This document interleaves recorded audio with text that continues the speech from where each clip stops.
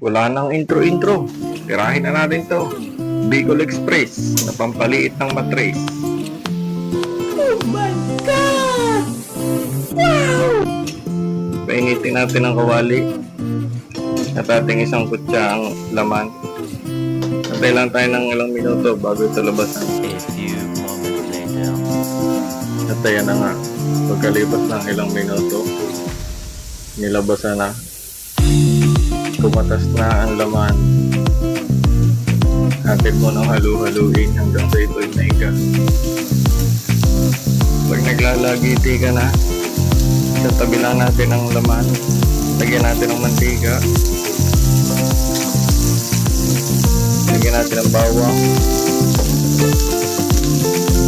sibuyas,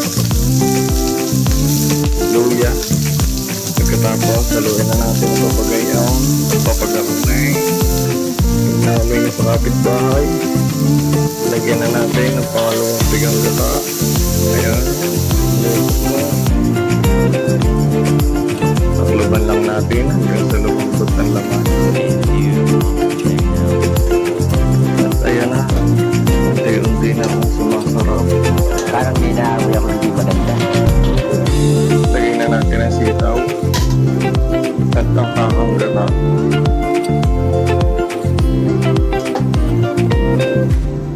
Lagyan natin ang paminta. Magic sarap. Betchin. At asin. Halu-haluin. Pag naluto na ang gata, ilagay na natin ang pangunahing sangkap ng siling pula at ang siling tinala.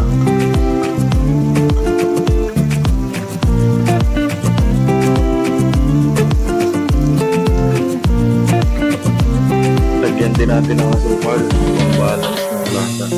Ito ay request lang ng aking kaibigan kaya aking pinagbigyan.